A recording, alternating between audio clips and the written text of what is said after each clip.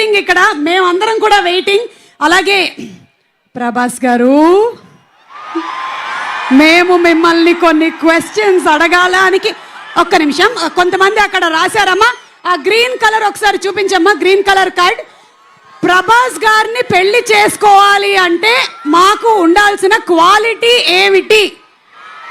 ప్రభాస్ గారు, ఒక ఇంటర్వ్యూలో మేము చూసాం, మీరు డైరెక్ట్గా మాట్లాడడం కన్నా ఎవరితోనైనా ఇంటరాక్షన్ మీకు బాగా నచ్చుతుందని. I really like it. After a very long time మా బంగారం, ఒక్కసారి చెప్పండి క్వాలిటీ అంట, ఏదైనా ఒక్క లైన్ చెప్పినా చాలు. క్వాలిటీ.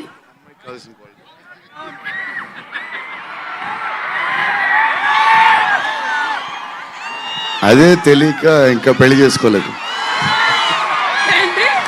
అదే తెలియక ఇంకా పెళ్లి చేసుకోలేదు. అందుకనేనా? Okay, thank you. అండ్ అలాగే నెక్స్ట్ క్వశ్చన్. అబ్బా ఏంటమ్మా అందరూ పెళ్లి వెనకాలే పడ్డారు. నిధి పాపని పెళ్లి చేసుకోవాలి అంటే ఏ వృత్తిలో ఉండాలి, ఎంత ఆస్తి ఉండాలి, ఎలా ఉండాలి? రే ఏంట్రా ఇది, మొత్తం బయోడేటా అడుగుతున్నారు. నిధి, మిమ్మల్ని పెళ్లి చేసుకోవాలంటే ఏ ప్రొఫెషన్లో ఉండాలంట వాళ్ళు? Profession of love. Of love. Love. బాబా, profession of love. Okay, Maruthi గారు ఎక్కడ ఉన్నారు? మారుతి గారు ఇక్కడే ఉన్నారు. ఓకే, మారుతి గారు, మీరు చేసే సినిమాల్లో హారర్ కంటెంట్ ఉండడానికి గల కారణం ఏంటి? పెళ్ళయి భార్య ఉండడం వలన, పెళ్లి కాక ముందు ఉన్న లవ్ స్టోరీసా? నాకు అసలు మాటలే రావట్లేదు, ఏం జరుగుతుందో నాకేం అర్థం కావట్లేదు. అదిగో అయ్యే వినపడుతున్నాయి. ఆ ఆరాలో ఉన్నాను నేను, రెబల్ ఆరాలో ఉన్నాను నేను, అంతే.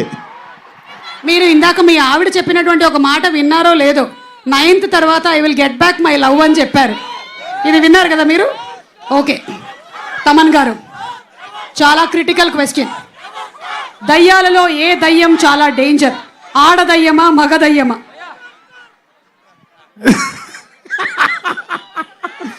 బేసిక్గా దయ్యమే డేంజర్. అది ఏ రూపంలో ఉన్నా ఉంటే ఏంటి, దయ్యాలే డేంజర్. బట్ దయ్యాలు ఎవరో లేరు, ఇంట్లో మనిషి రూపంలో ఇంట్లోనే తిరుగుతూ ఉంటారు.